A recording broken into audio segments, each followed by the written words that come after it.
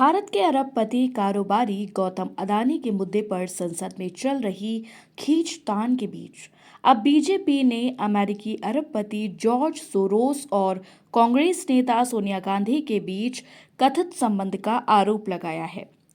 सोमवार को बीजेपी के राज्यसभा सांसद सुधांशु त्रिवेदी ने एक प्रेस कॉन्फ्रेंस कर forum for democratic leaders of Asia Pacific से कांग्रेस की वरिष्ठ नेता सोनिया गांधी से संबद्ध होने के आरोप लगाए हैं।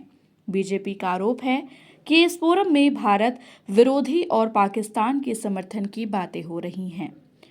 बीजेपी ने आरोप लगाया है कि इस फोरम की फंडिंग जॉर्ज सोरोस के फाउंडेशन से हो रही है। भाजपा ने आरोप लगाया कि राहुल गांधी उच्च दर्जे के गद्दार हैं और दावा किया कि कांग्रेस पार्टी कथित तौर पर भारत के खिलाफ सोरोस के एजेंडे को आगे बढ़ा रही है।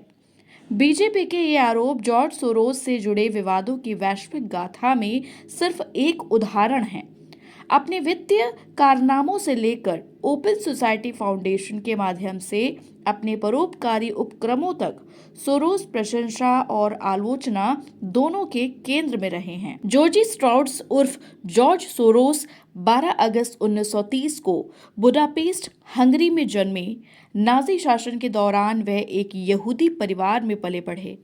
वह अपनी पहचान छुपाकर होलोकॉस्ट यानी कि नाजी जर्मन शासन के दौरान यहूदियों का राज्य प्रायोजित नरसंहार से बचे और बाद में इंग्लैंड चले गए।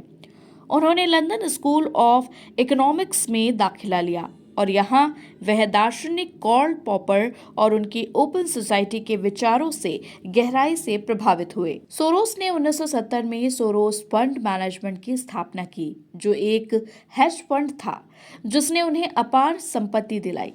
उनका सबसे विवादित फाइनेंशियल मूव 1992 में आया, जब उन्होंने ब्रिटिश पाउंड के खिलाफ दांव लगाया और एक ही दिन में $1 बिलियन से अधिक की कमाई की।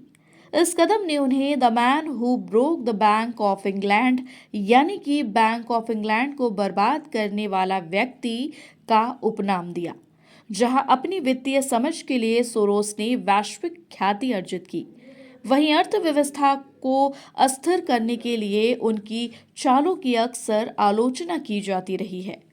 जॉर्ज सोरोस के ओपन सोसाइटी फाउंडेशन पर भारत में सरकारी नीतियों का विरोध करने वाले एनजीओ और एक्टिविस्ट की फंडिंग करने का आरोप लगाया रहा है। जॉर्ज सोरोस के ओपन सोसाइटी फाउंडेशन पर भारत में सरकारी नीतियों का विरोध करने वाले एनजीओ और एक्टिविस्ट की फंडिंग करने का आरोप लगा रहा है। उनके आलोचकों का आरोप है कि सीएए और 2020 के कृषि कानूनों के खिलाफ विरोध प्रदर्शनों के लिए सोरोस की संस्था ने फंडिंग मुहैया कराई थी।